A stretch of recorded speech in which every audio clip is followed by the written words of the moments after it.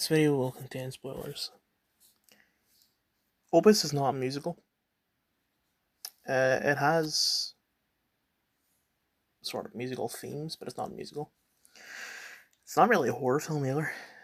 But anyway, universally negative ratings. Excuse me, I seen it in the cinema with Ginger. Io Idibiri. I don't know how you pronounce her name. Sorry. John Malkovich, Amber Midthunder, Juliette Lewis, Marie Bartlett, Rosario Dawson does not appear in this, and Tony Hale. It was weird seeing Tony Hale in this because the last thing I seen him in was the last season of Arrested Development and the last season of Veep came out in the same year. That was 6 years ago. So, it's been 6 years since I've seen him in anything from what I remember. I don't know, I'm assuming that he's wearing a wig in the film, but it's just, it was weird seeing him. I think I did a good job on this film. Murray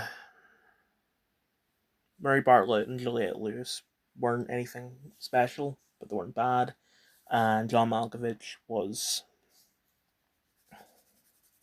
not the biggest fan of him in this, but I don't blame him. I blame the writing.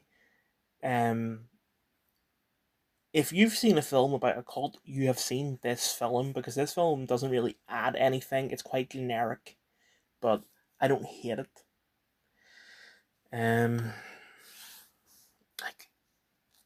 I think they should have got someone younger than John Malkovich. It just seems weird to have a 70-year-old acting the way that he does. I'm not. I try not to be ageist, but it's just that's how I feel. The whole thing of it is that he was a massive pop star in the 90s. That he disappeared for 30 years, and then he had this massive comeback, and he invited a bunch of people. But it turns out that he's part of a cult. And some cult shit happens. But the cult is related to his music. So there's a scene where he's showing the people he invited one of his new songs, and he's wearing I don't know what you would call it, whether it's a t-shirt or a hoodie or a jumper, whatever. He's wearing some sort of top that is made out of gold, and he's basically just going around in circles around them and mouthing the words to the song, but then he starts getting all devious with a couple of the women. And he's thrusting his hips and shit, and it's no offense to John Malkovich, but it's just they should have got someone younger, because it's just so fucking weird seeing him do that. I get that, John Malkovich always plays weird characters, but there's a limit to how weird he gets, and this is not it. I think you're better off just watching something like Blink Twice. It's a much better movie with basically the same plot. In The Lost Lands, universally negative ratings. I see it in cinema, directed by Paul W.S. Anderson, starring, obviously, Mila... It's been so long since I've seen the Resident Evil films that I forget how to pronounce her name. I'm just going to move on. Dave Bautista.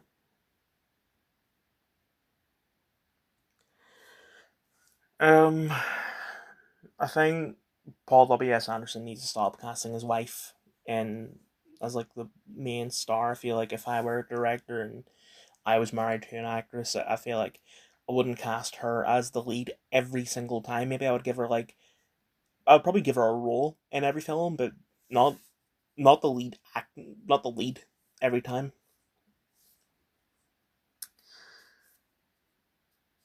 I went into this thinking it's not going to be anything great. It's a fucking Paul W.S. Anderson film. He has not had a single film with a positive rating on IMDb. But I started watching it. And I was like, that's actually really fucking interesting. It like the post-apocalyptic setting combined it with the western elements and the fantasy shit to it. It was really interesting to me. Like I was quite enjoying myself, and I was thinking, there's no fucking way Paul W.S. Anderson wrote this. And I was right.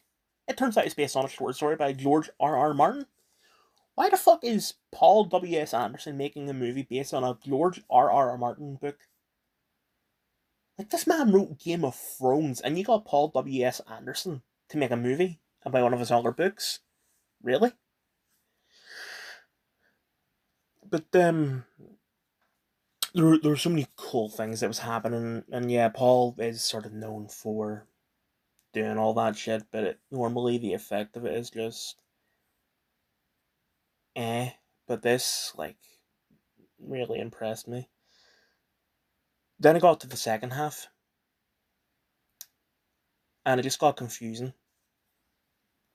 Keep in mind, at the time, I didn't know that it was based on a George R. R. Martin book, because the whole plot was this princess hires Grey Alice to. She wants to become a shapeshifter. And Grey Alice says the way that you do that is to wear the cloak of a werewolf. So she teams up with Dave Bautista to go and hunt a werewolf. But it turns out Dave Bautista is the werewolf. But Dave Bautista is the father of the Queen's child. And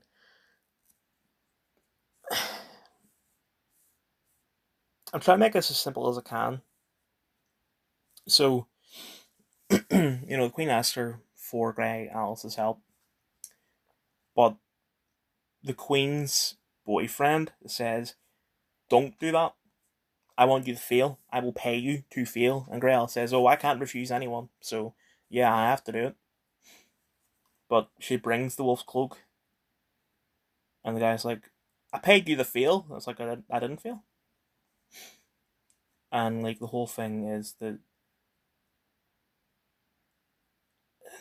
it's a bit confusing. I don't think they it's a bit contradictory, and I don't think they realised it. The Queen wanted the cloak, and then the Queen gets the cloak. Um, and she starts crying like, "Oh no, Dave Bautista's dead." I'm assuming that the Queen wanted another werewolf to die, but Dave Bautista, as far as I know, is the only werewolf. Like that's what it seems like. But then he comes back. Oh, by the way, earlier in the film, Dave was like, "Oh yeah, Grey Alice, you should just like come with me instead of hunting this werewolf." And she's like, "Oh well, I can refuse no one, but I'm gonna go hunt the werewolf anyway." And it turns out that that was their plan all along. I guess they were in on it together or something, and they just wanted to fuck over the Queen, which caused like a revolution, and like the church has been destroyed, the monarchy's been overturned, like the workers have all revolutionized. Um, Thinking of it as a George R. R. Martin book, it kind of it makes sense for it to be so complicated and all that, but it's just getting Paul to do this was the wrong idea. Like the first half was really interesting. There was a lot of great action in there, even though it's a CGI fest. Like there was a bit where David Teases might be arrested by two guys. One of them is holding like a tiki torch. Dave has a bottle of whiskey in his hand. He takes a swig of the whiskey, spits it out at the torch. So like fire goes fucking everywhere, all over the guy holding it. And then he like smashes the bottle over the other guy's head, and that's that. I was thinking that he was gonna do that, but the whiskey out the torch, I'm gonna have him. I was like, God damn, that's good. So it feels weird saying this, but I did enjoy it. Like I obviously I wouldn't go as far as to say it's a good film, but it's so fucking badass. Like, I thought I matured since Resident Evil, but apparently not.